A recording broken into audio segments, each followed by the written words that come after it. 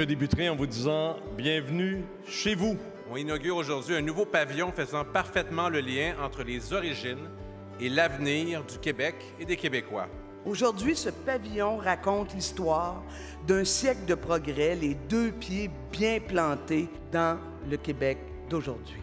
Ce nouveau pavillon a représenté tout un défi de conception, un défi de construction, parce que bâtir un nouveau pavillon sous un immeuble construit il y a 130 ans, il fallait quand même le faire. Il y avait plusieurs objectifs à ce projet. Le premier, c'était la sécurité. Et une mise aux normes s'est alors imposée. C'est important d'assurer la sécurité et donc, je pense que c'est bien fait, qu'on a un bon résultat.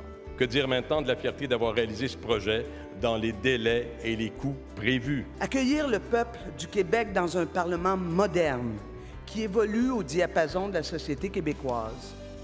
Ne rien lui cacher dans un Parlement transparent où le seul plafond de verre est celui qui laisse entrer la lumière. C'est là qu'on se rend compte à quel point le génie humain est capable de tout, mais en particulier le génie québécois. Le deuxième objectif, c'était d'avoir plus de salles. Nous avons à présent la salle Marie-Claire Kirkland, première femme à siéger à l'Assemblée législative et première femme à devenir ministre en 1962. Nous avons aussi la salle Pauline Marois. Madame la première ministre, vous êtes l'objet d'un hommage pleinement mérité.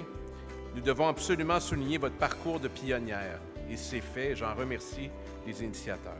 Troisième objectif, c'était pour les visiteurs. On me dit qu'il y a 120 000 personnes par année, puis on espère qu'il va en avoir plus éventuellement.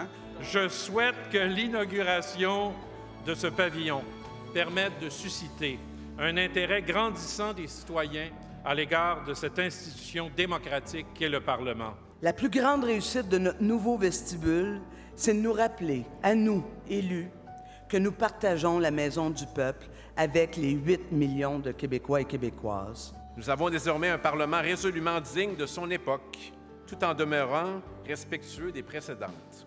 Un Parlement figurant parmi les plus beaux, les plus innovants et les plus accessibles du monde, et vous permettrez de dire un Parlement digne d'un pays. Et de proposer à la population d'ici et d'ailleurs un Parlement ouvert, emblématique, expressif et vivant. Je veux, en terminant, dire un immense merci à tous ceux qui ont permis d'atteindre tous ces objectifs, de l'avoir fait en gardant la beauté de cet endroit. Et puis, je m'engage à essayer de continuer à poser des pierres pour faire avancer l'histoire du Québec. Merci tout le monde. Bonne soirée.